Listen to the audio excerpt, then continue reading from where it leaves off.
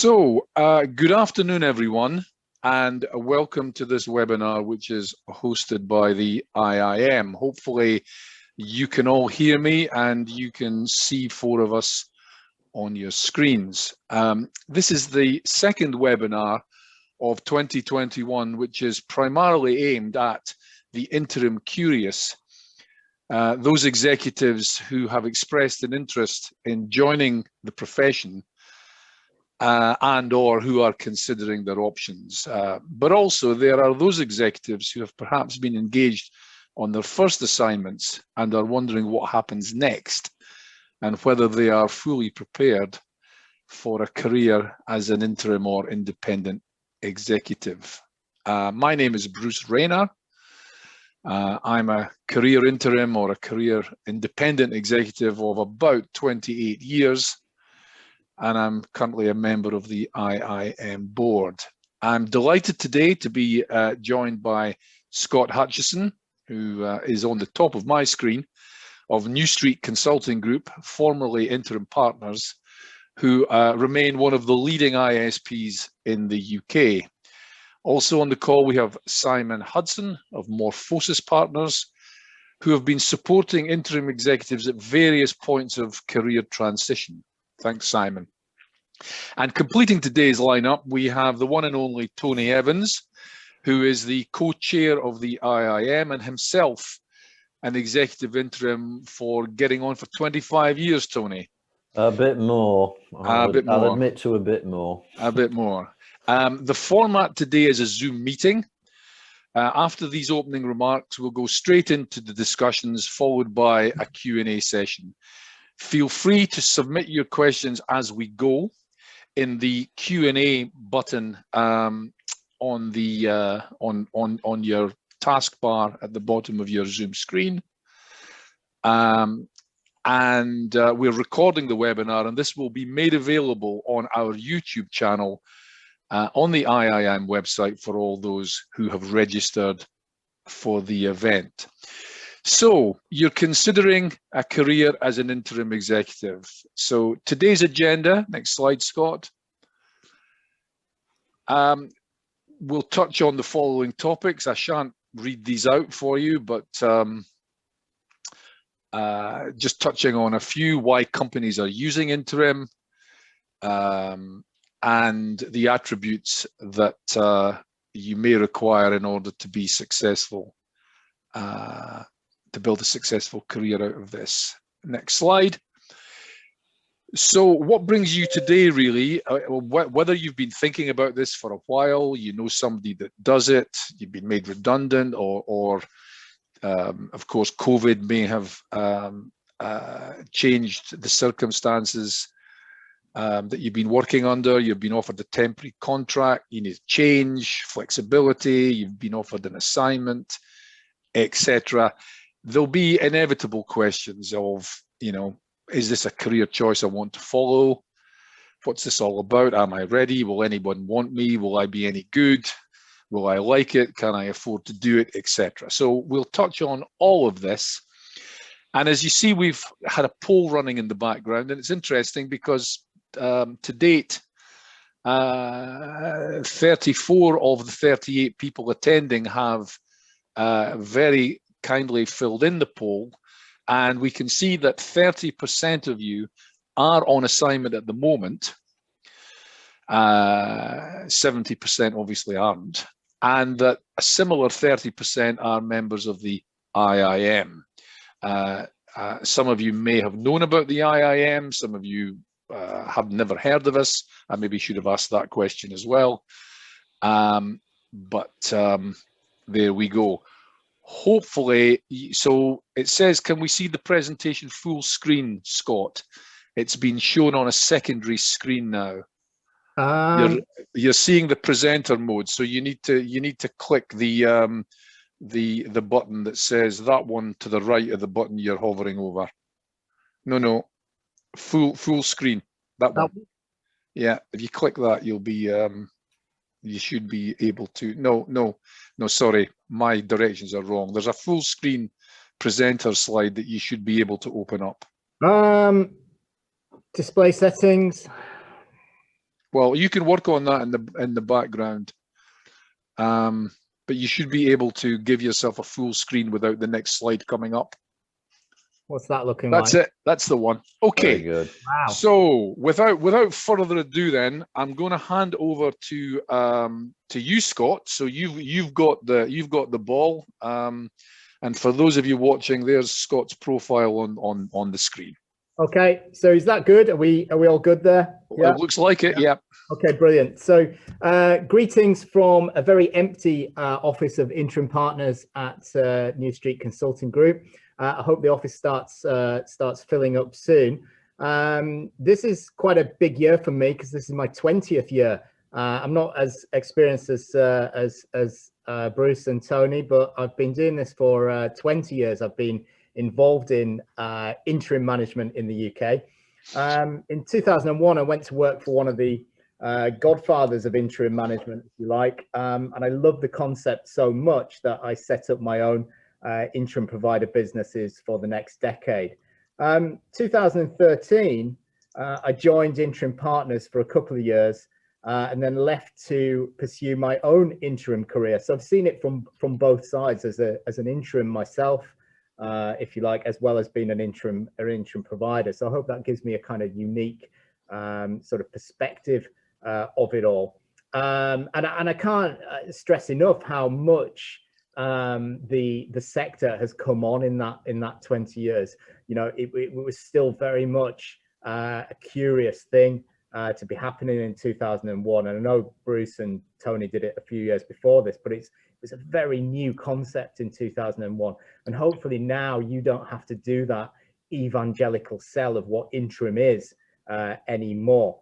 I digress. I'm now back at, I did 8 months with the RAF regiment. That was my role previous to this, working on the military response to COVID-19. So that was quite interesting, and then decided to come back to Interim Partners, doing what I love, which is setting up a new division for them in education.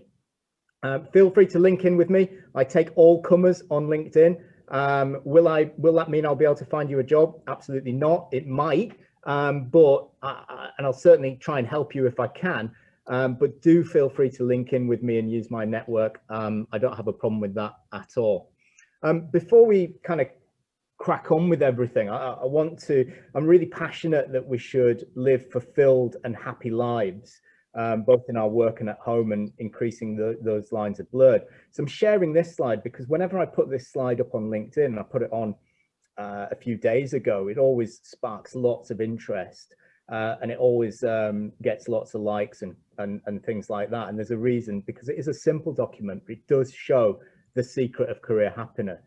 I've seen this document, by the way, a really complicated Japanese version of it called Ikigai or something like that. But to me, this is much more pure. This to me shows what career happiness really is. It's, you know, these circles in harmony, what you love, what you're good at, what the world will pay you for. And also it's a virtuous circle. If you love what you do, you become better at it, and then you're more likely to get paid for it. And I'll put this up there because you know, it's really important that you're good at this interim role, that you're trying to, this interim career that you're trying to do. You're not just doing it on a whim. Yeah. So just want you to try and have a think about these three circles when you decide your career path into interim management. You're getting, I think the slides are going to be available. Bruce might tell me otherwise. Yep. So don't worry about that. You'll get these slides. So what is an interim executive? Well, look, I'm not going to read all of these slides out. That would be quite a you know, a dull presentation. But what I am going to do is I'm definitely going to read this top paragraph. An interim executive is a highly skilled professional with management experience. Interims are typically brought into an organization for a limited duration to carry out a specific activity or set of requirements. Okay, and it's a great definition to us. Still a relatively new concept, but it's growing every year.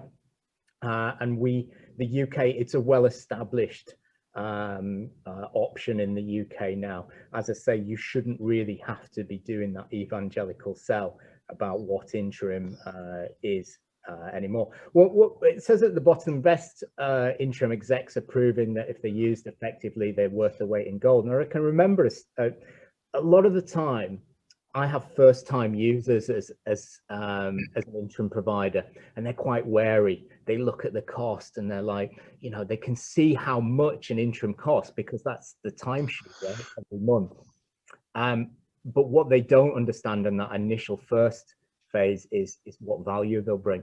And if I had, I wish I had the stats, and I'm sure the stats are available of repeat usage. As soon as someone uses an interim, they are, I think it was the last time it was measured, 85 or 90% likely to use interims again. Okay, so it works, it absolutely works.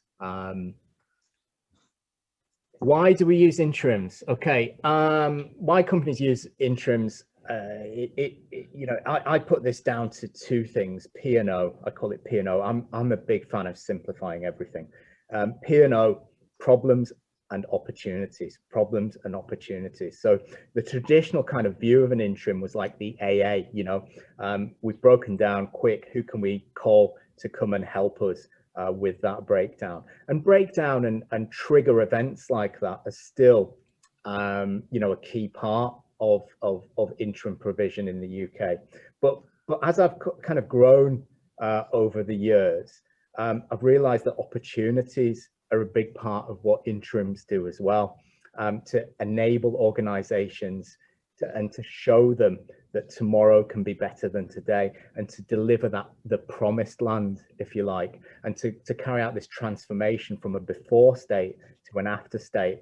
So I don't get, you know, problems are something that that will increasingly be used for interim managers, but I think the opportunities side of thing is equally relevant as well, to set up new businesses or new projects or new revenue streams, quite simply to take ideas that you've learned somewhere else and give people a leg up to use those ideas, you know, to help them, as I say, deliver that promised land.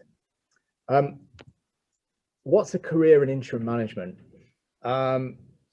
Okay, so there's no such thing as a permanent job anymore. So I don't want anyone kind of worried about, you know, I'm thinking about going into interim, you know, but I'm worried about the security. Yeah, you need to be worried about security and paying your bills and your own personal P&L. I get that, you know, I've got that myself, but I will say this, there's no such thing as security in a permanent job anymore. And my father worked for the same company for 30 years. That doesn't happen anymore, all right? There is no security in a permanent job. And so, you know, I can remember speaking to a guy who was wanting to go into interim management, and he'd been made redundant twice, and he said, I'm not sure about the security of interim management as a career, which kind of just, you know, sort of says it all. The gig economy is becoming much more the norm. New organization models, advances in technology, and this last bullet point, a state of transformation, is almost becoming the new normal. Nobody goes into a business anymore to just sit there and hold the reins. It just doesn't happen. As the All Blacks rugby team say, you know, if you're not moving forwards, you're going backwards. So every job is changing, and I think COVID is showing that you know, there's going to be new operating models moving forward, and interim is going to be a key part of that. Okay. So attributes, what attributes do you need to be an interim? I'm going to jump straight to number 6. Okay, straight to number 6, because I think this is huge. It's no good being the very best at what you do if you can't win business and people don't hire you. All right, so, you know, I'll say that again. You can be the greatest, you can have the greatest technical skills, you can be the best person for that role in your own mind, but if nobody's hiring you, it doesn't really matter. Okay, so is it always the best candidate that gets the job? Is it always the most suitable? it probably won't come as a shock to you to know that that's not the case. Okay. If you're, so you need to think about that, because your branding and marketing is massive. So essential attributes, I would agree with all of these: continuous improvement and change management skills, effective communication skills, strategic thinking, flexibility and adaptability, outcomes focused. What you have to get across, you have to articulate the message of the value that you're going to bring to organizations, because people hire interims mainly for two reasons: to either make them money or save them money. So how can you articulate that message to a client to show them how you can do that? So yeah, I would agree with all of those, and definitely the ability to win business. And you've got to really understand as well that you're running on mainly a limited company, usually a limited company, and that limited company has the primary role of what you are selling as an interim manager, so your sector specialization and your skills. But it also has another function as a limited company. It needs to have a sales and marketing function as well. Incidentally, I still get calls from interims who say, I've tried everything to find an assignment. And I ask them to break that down. I say, what is everything? And everything seems in their world to be a half-hearted look on LinkedIn for roles, or to ring up a few providers and say, the two dreaded sentences: what's the market like? Or have you got anything on your books?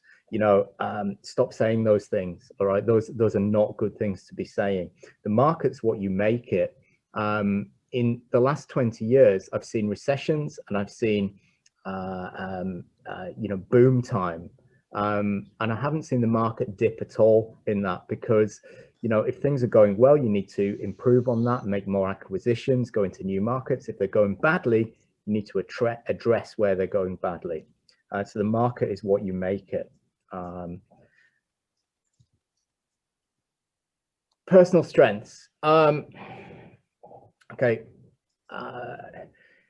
Most of these should be pretty self-explanatory, and I'm not going to go through them. You've got to be happy with change.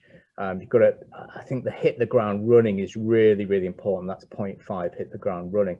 And also there is a certain degree of fake it till you make it as well, okay? They're hiring you because they believe in you and because they believe you have the skills. And so, you might not be the full package, but they need to feel that you are. You're going to get imposter syndrome. I don't care who you are. I don't care what walk of life that you're in. If you don't get imposter syndrome at some point in your career, then you're a narcissist, okay? And you are going to get that imposter syndrome about, am I good enough for this? Can I do this? The answer to that is yes, you are good enough. You can do it. You can be an interim. If you've been successful in your previous corporate life, you have the capabilities, but you might just have to work a little bit, to kind of, I'm not saying bluff it or anything like that, but what I am saying is you've got to convince them. They've got to enable confidence in you, okay? And part of that is getting results fast. Part of that is, being perceptive and assessing the situation, etc.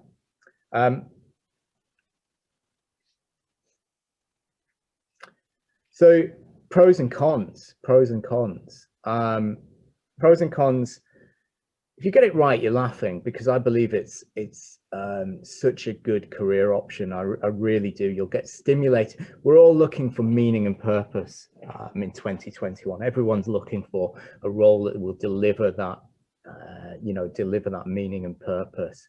And if you get it right, there'll be stimulating assignments, really good satisfaction, variety, flexibility, new people, situations, challenges, all of these things. I completely agree with it. And also there's a bit of a kind of hero complex. A lot of the time you'll be going in there and using knowledge that you've gained over the years, and you'll be able to solve their problems really quickly, and thinking, wow, you know, this is amazing. This person's amazing. And that's a really good feeling. You know, who wouldn't want that? Who wouldn't want that feeling? So it's, you know, it's a very rewarding career, but you have to cope with a level of uncertainty and change. In your personal circumstances, you're going to have income fluctuation. And so it's really important that you build a war chest, you know, of savings if you can. You're going to get periods of downtime. There's going to be solitude. You know, it's tough at the top. Sometimes there's not going to be anyone that you can lean on because all eyes are on you. Anyone that's been a CEO will know this feeling. You know, who do I go to?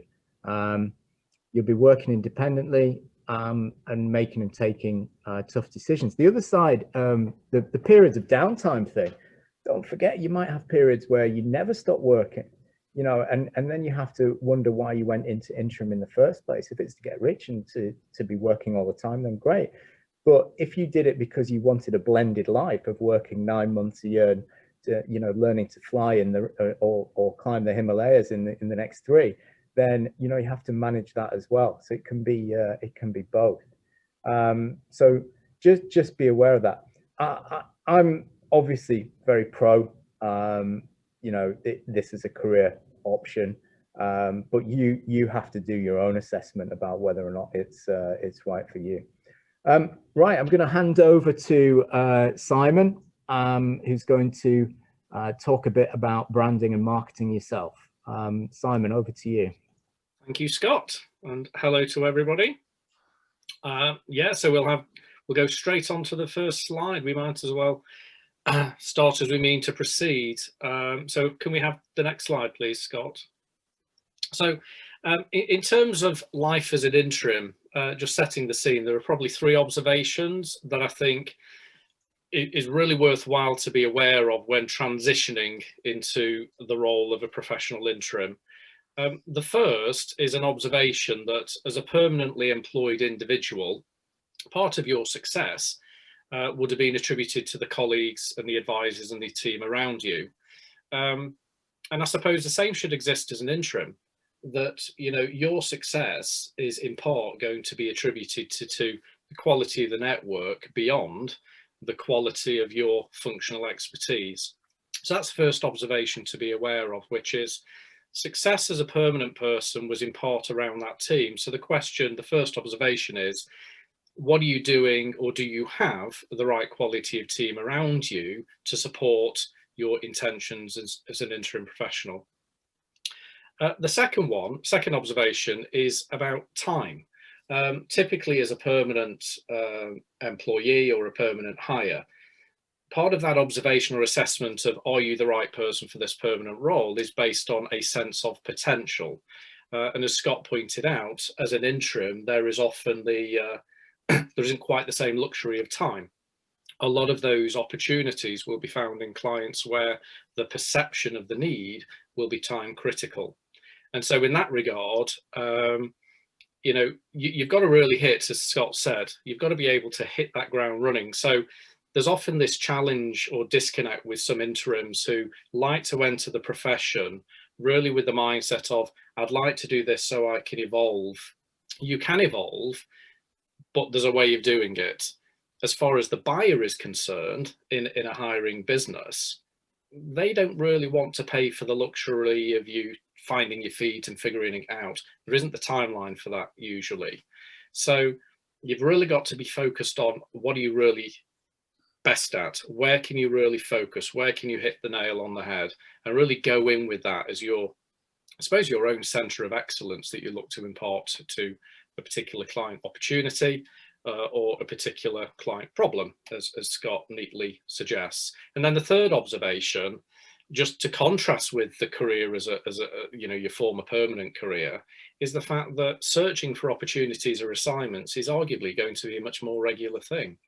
And so, as Scott pointed out on a previous slide, the need to be able to win the assignment opportunity goes beyond purely technical competence or experience.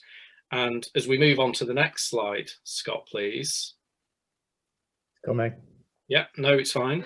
Then then what we'll be able to see, hopefully you can see that. I do apologize that the type font is relatively small to get all the segments in. But as you work around that wheel, if you think about what the cycle is of assignment, acquisition, delivery, and repeat, you'll see that only one of the circles that I've highlighted there is dedicated to actual delivery on assignment. Now, I know there's a bit of a cheat in there, which is, and so the cycle repeats. But the interesting thing to observe here is that delivery on assignment sits as one of many components for interim success. So absolutely being aware of technical competence is a must. What is your focus? How do you differentiate? And how do you articulate that value on platforms like LinkedIn, on things like your own website, if you have one as an interim professional? And then, of course, being consistent with that. So whoever you're looking to engage with, does the written story, is it consistent with the verbal story? And moreover, to what extent are you able to align, I suppose, your expertise in a language that supports the interpretation of language within that particular client business? So part and parcel of being successful as an interim is your ability to align language to the situation and the need. But also, as we'll see on one of the wheels there, actual ability to identify businesses and individuals that ultimately are relevant to the service that you're looking to offer. And so entering the interim profession with what I would call a generalist hat, which is I've got wide and broad skills that can be applied to lots and lots of things, then you're likely to find yourself with this very interesting conundrum, which is, given that bandwidth, where do I start? And actually, for most people, if they find themselves with that thinking, that translation to where to start will be quite a difficult challenge to overcome. And so your behavior when it comes to assignment searching is likely to be one that's quite reactive, looking at the assignment opportunities that get advertised, talking to ISPs, and maybe reacting to certain things that could be coming to you through LinkedIn and similar. But the point is that behavior is not a position of control, because the premise there is that you are in a reactive mindset. So can we move to the next slide, please, Scott? Sure.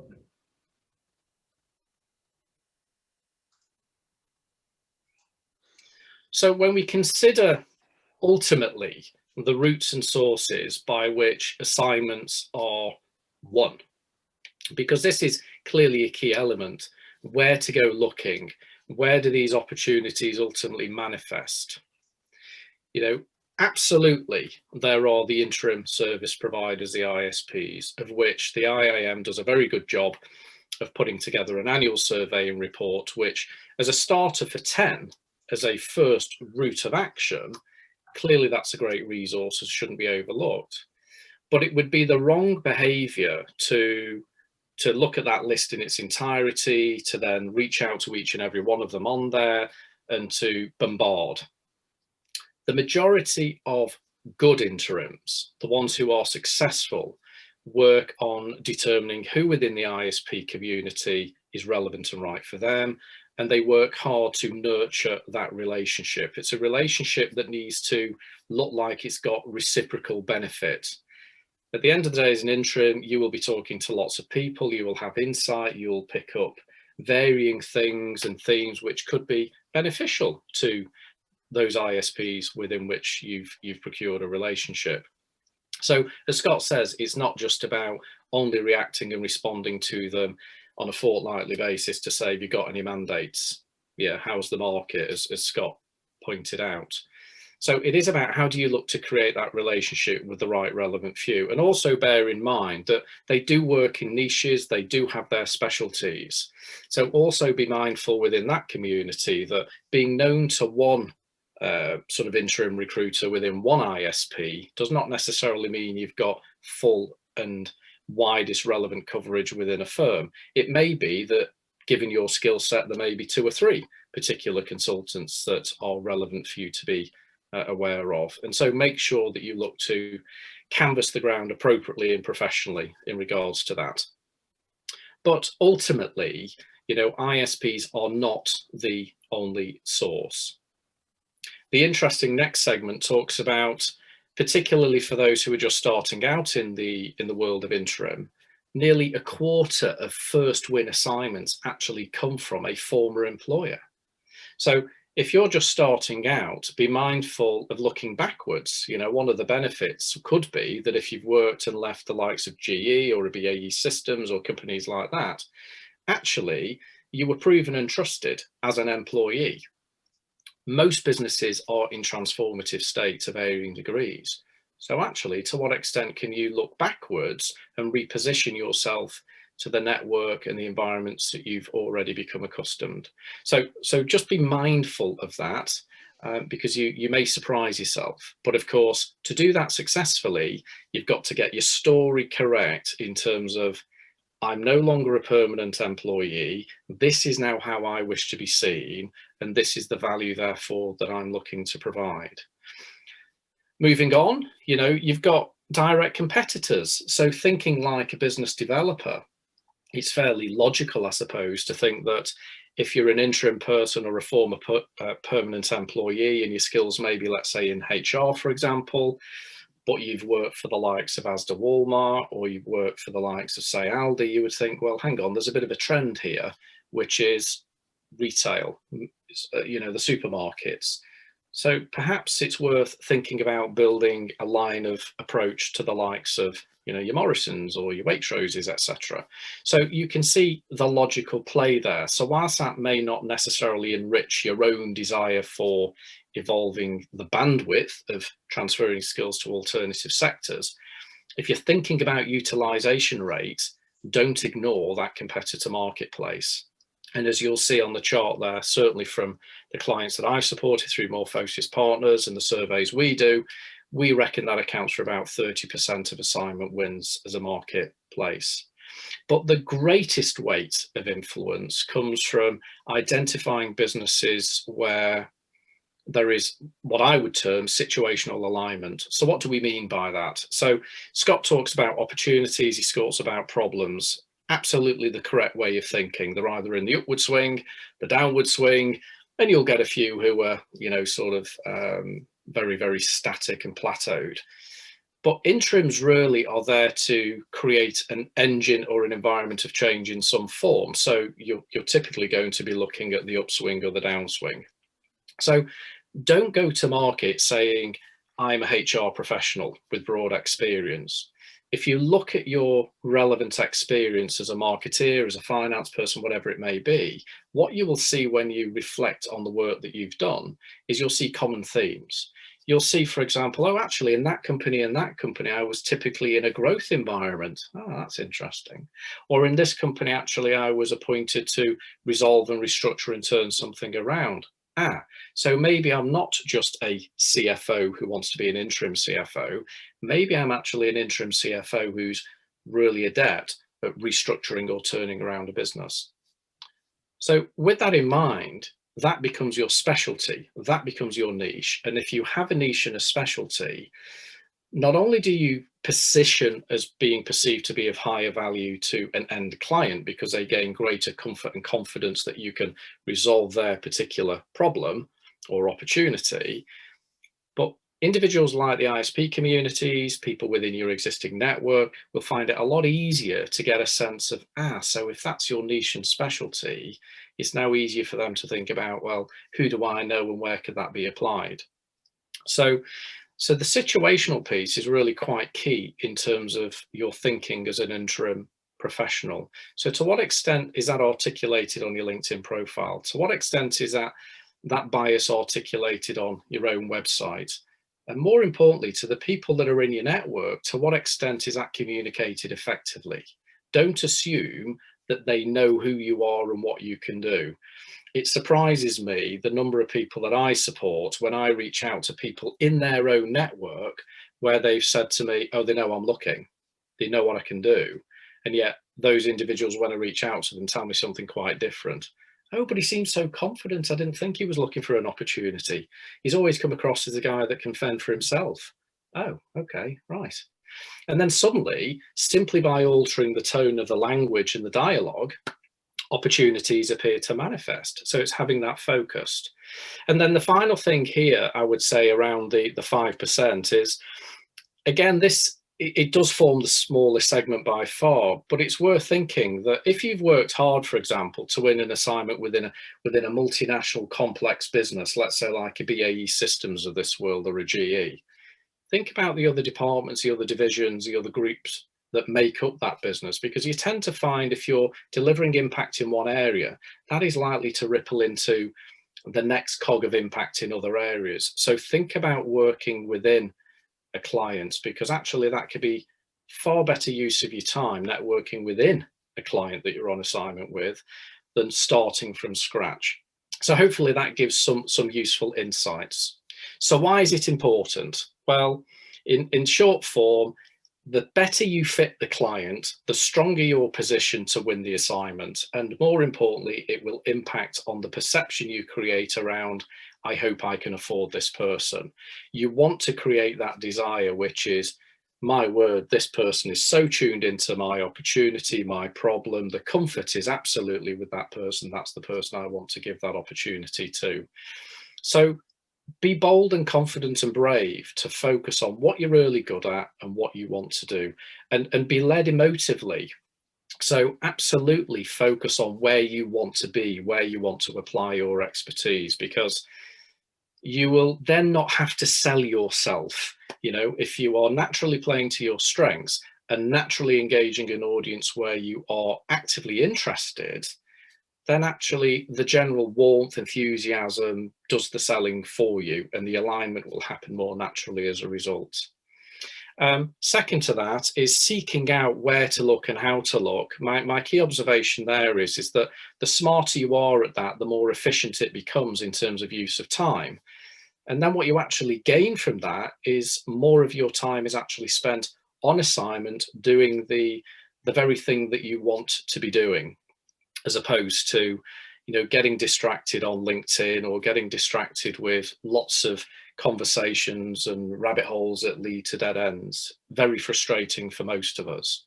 And if you do it with a smart approach, the question there is, have you got the right team around you and the right strategy and gameplay in place in order to do that?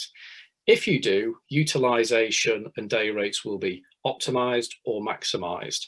The net result is that you are empowered, you're in control. And I would imagine that for most people entering the interim profession, part of the reason you do so is to have that sense of control, empowerment, you know, to be in control of the choices available to you. So you move from a position of the ISPs are this or LinkedIn is this to a case of, well, actually, I've got the right network I need, I've got the right business plan in place, I've got the right marketing processes in place, and actually everything I was hoping the interim profession could be for me is.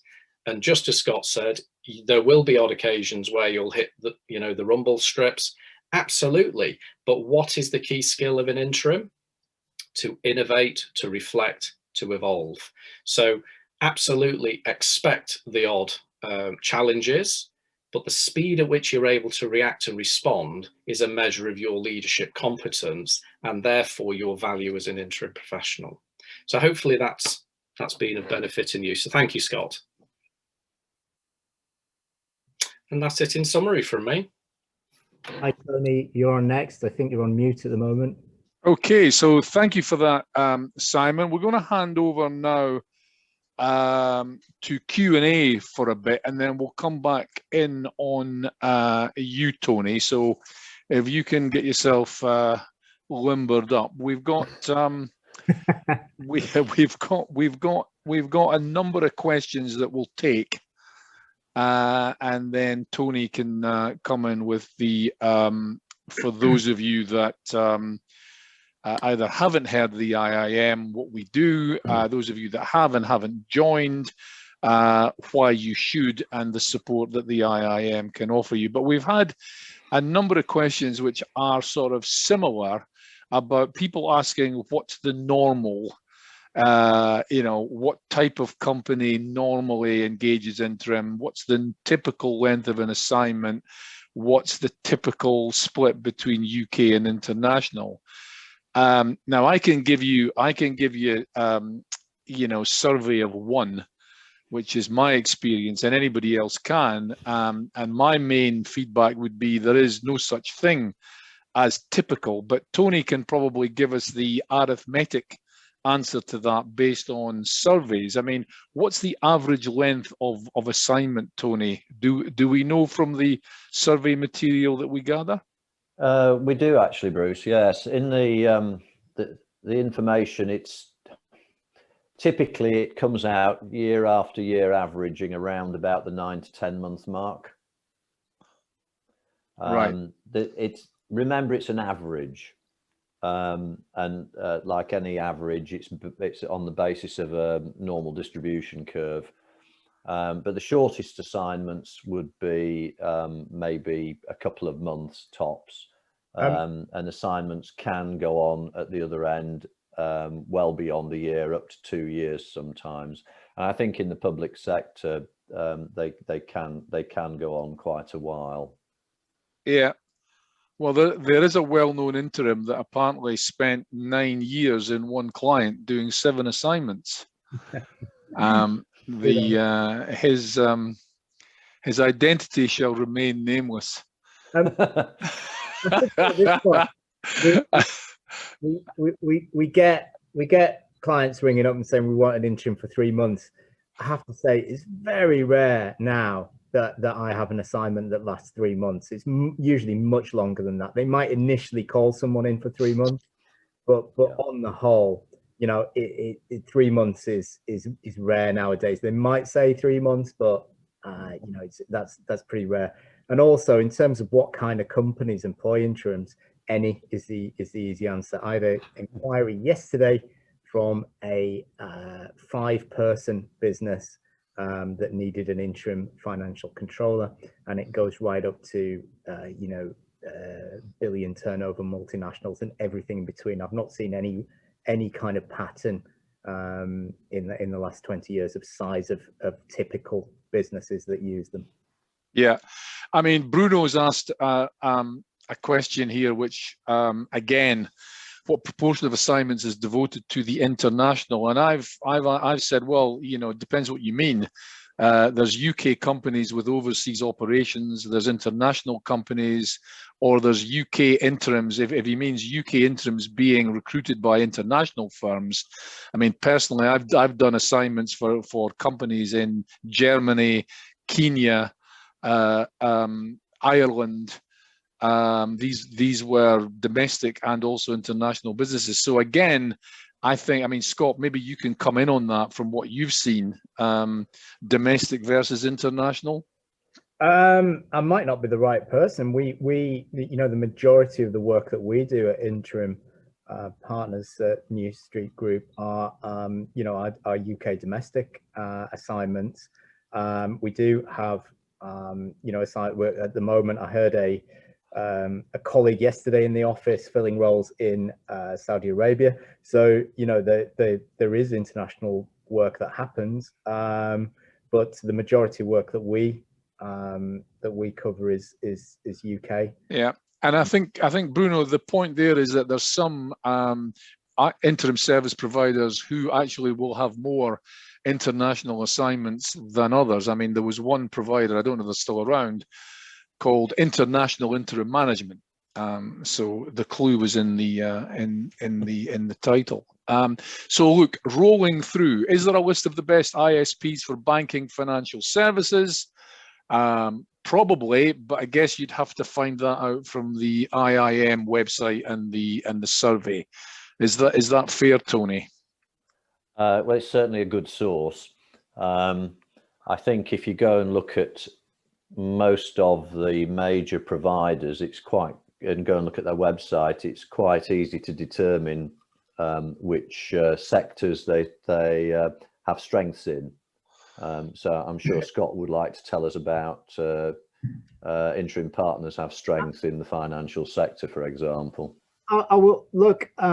No, I'm not going to. I'm not going to do. I am going to say that we do operate in that, but no. What I mean is, I'm not going to oversell us and say, oh, we're the strongest in that.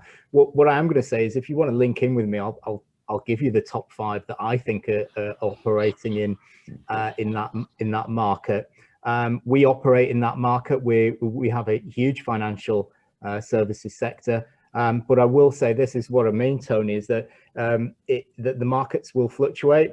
About 10 years ago, we had very little in public sector, for example, in comparison to financial services, and now public sector is a huge part of our business. So it can change from organization to organization. Yeah.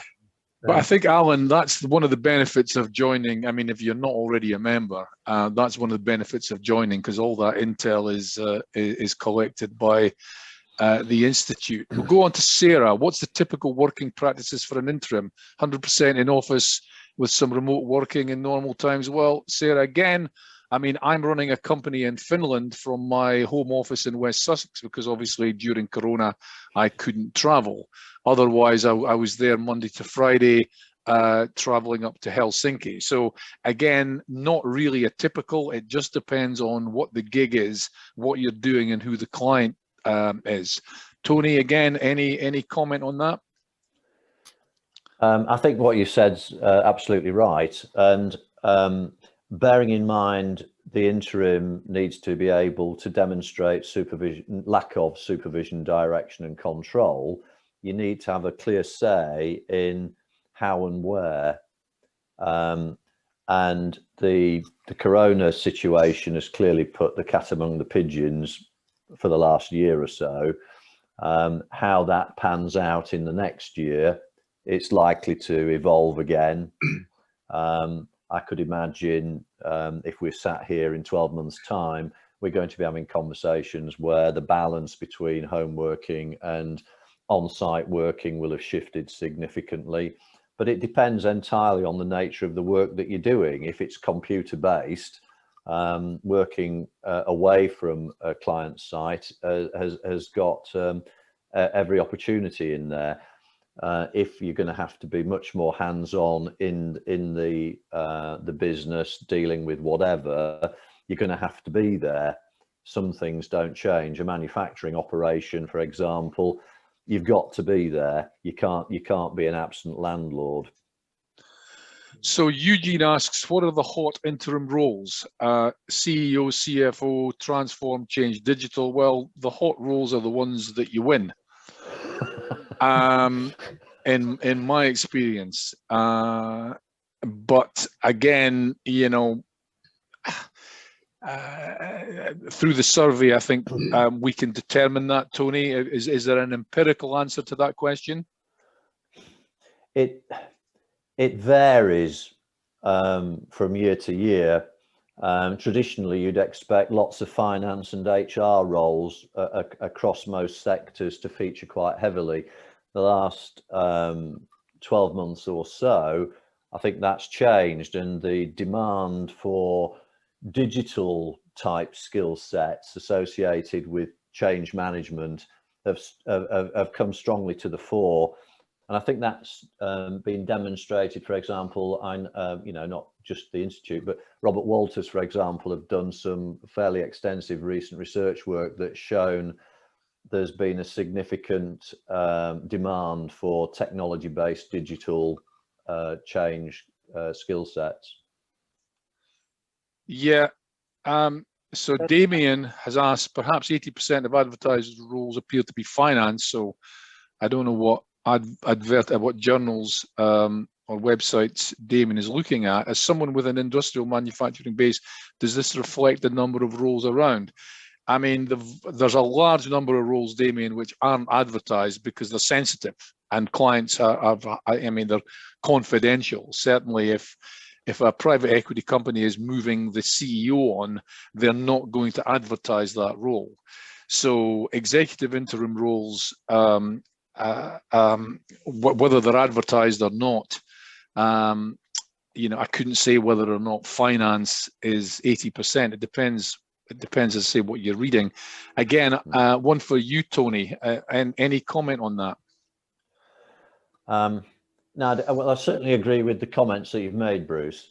I think also it does depend upon the level of the role, if you like. So if we're talking about board level or one-off board level, these roles are going to be done almost certainly more discreetly.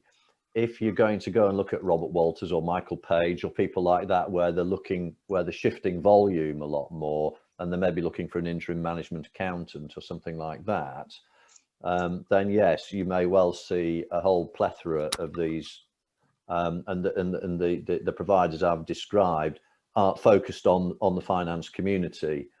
I suspect if you go into other providers, they're not going to have that anything like that sort of balance. Okay, just coming down to some of these quickly. Now, Paul Tullett is asking about IR35, and I think, Paul, what I'd say to that is we've run a whole series of webinars related to IR35. So there's probably, you know, this is a session or several sessions on its own. He's asking, are the changes going to make it harder to sustain interim careers? What markup should we try to add to our usual rates? Well, the rate question is whatever the market will withstand.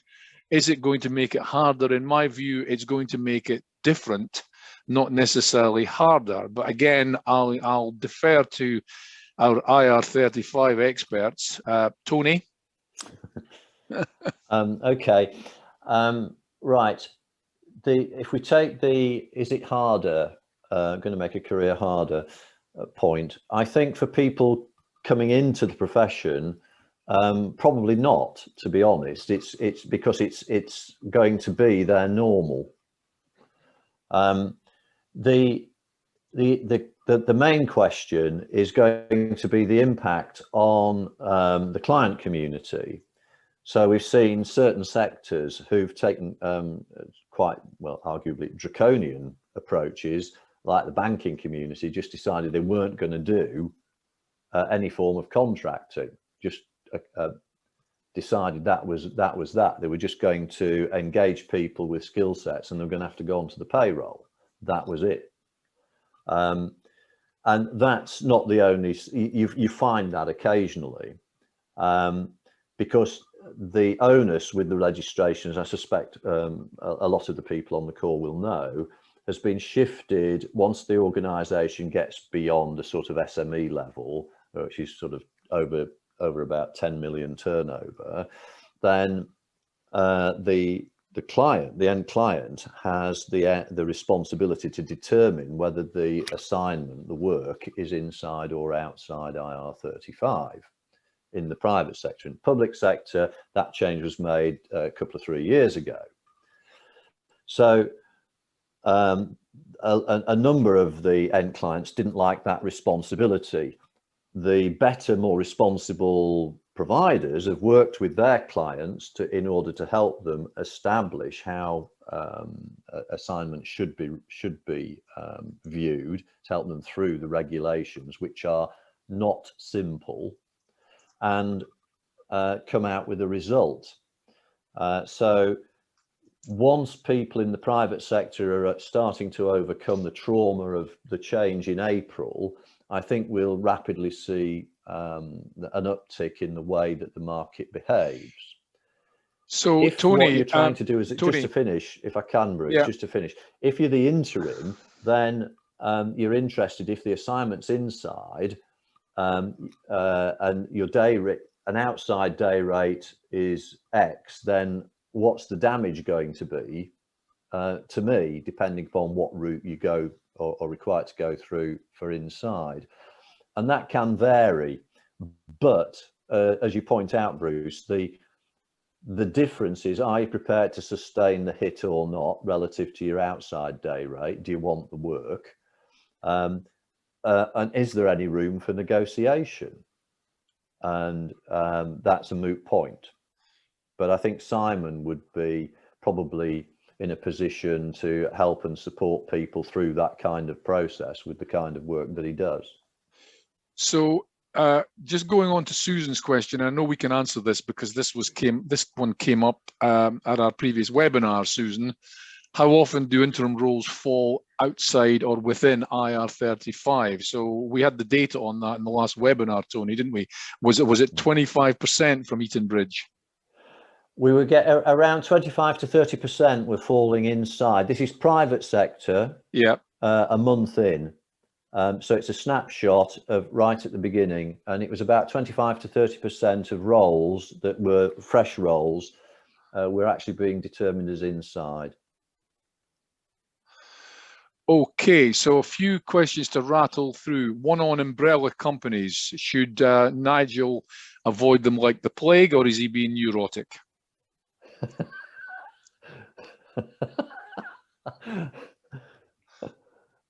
Do you want me to comment? Yeah, go on then. Okay.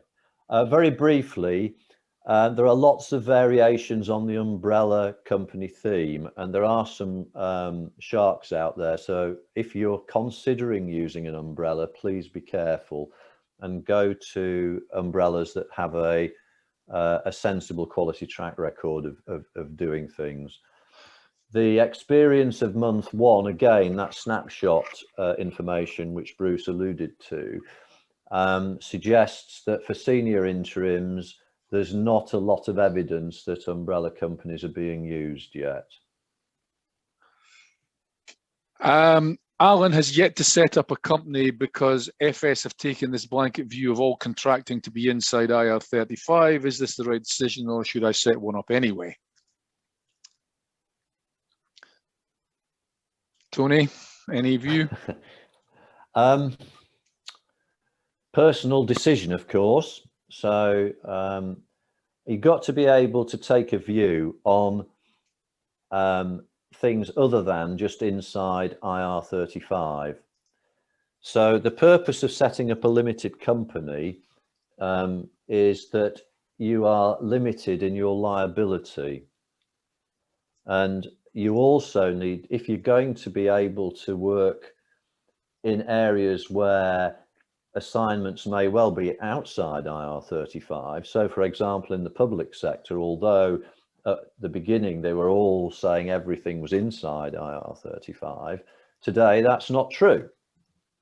There are quite a large number of senior interim assignments in the public sector which will be deemed outside IR35, not least within HMRC. So I think rather than just worry about the here and now, it would be worth considering how you're expecting to trade and keeping your personal protection, if you like, going, and your flexibility of demonstrating you're in business on your own account for the future as well. Okay, couple of questions that I've dealt with in the background. Richard, I have not heard of MD roles being available for interim. Are opportunities more focused on functional responsibilities? He's coming from the food sector. I mean, well, we're both CEOs, interim CEOs, Tony. So, I mean, I don't know whether that's anything related to the food sector or not, Richard. I can't really comment on that. I'll just make the point that by definition there are fewer CEO roles, full stop.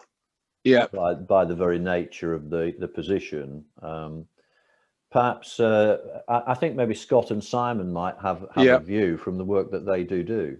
My first business was dedicated to the food sector.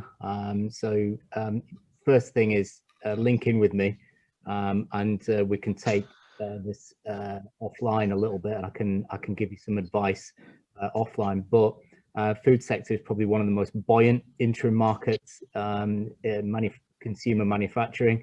I think that if you look at the food sector as well, you might not have what we call the trigger events happening all the time, which leads to a CEO being placed. But what we do have is we've got a lot of uncertainty. So you will have chairs of boards who are thinking, do we have the right person in this right role right now? And that's where you step in. So, you know, it's not, to me, it's a great sector, and to me, you know, there's a lot of ways that we can, you know, that we can you can explore opportunities in that. Okay, I'm going to move us on because we're coming up to 1300, and Tony, you need to do the public service announcement if you can, please. Okay, Scott, could I ask you to move the slide on one, please? Voila. Thank you very much. Okay, so very briefly, as co-chair of the Institute, I'm here to recommend to those not currently members that you apply for membership.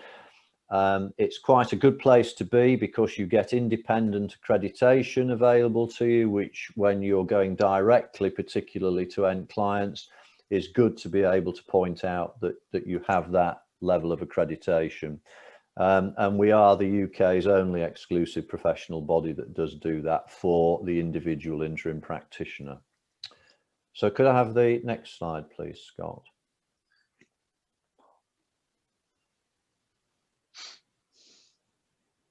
Thank you. These are the things that we do. So I'm not going to go through it all, but basically we provide a strong support network for the individual interim. It related earlier that it can be a lonely existence in an interim. You need to be comfortable in your own skin, and you need to be good with your own company, as in your own personal company, not a limited company. So finding people you can network with and share experience with is a good thing. We have other benefits that you can see on the right there, which part of your membership includes insurance protection against tax investigations from HMRC and things like that, which, given the IR35 situation, is a fairly popular topic currently. But go have a look, and please do sensibly have a look at applying for membership. So if we have the final slide, I think, Scott, this has got the information on it. It features the associate membership because the assumption is that today's webinar is likely to be talking to people who are looking to start their career as an interim rather than several years in. So you'll see here, this gives you an idea of the costs, and there are contact points there. Please feel free to get in touch if you would like any follow-up information. Member services will always be happy to talk to you, as indeed I can as well. I think that's about all I need to say, Bruce, at this point. Okay, thanks, Tony. I mean, I say one of the big benefits of membership for me was actually having access to the market. I think the question came up, who are the best ISPs? In the annual survey, we are surveying the complete UK market. The practicing independent executives are completing that survey, and they are ranking the ISPs. These results are published to members, and it tells you who the movers and shakers are. So as a marketing tool, to me, it was worth the joining fee just having access to that on its own, regardless of the other stuff like personal, professional indemnity insurance, etc., etc. But the network is invaluable, especially with the complexities around IR35 and some of the questions, the great questions that we had today. So it just leaves me to thank all of the attendees and the great questions that you raised. Hopefully we've managed to answer most, if not all of them.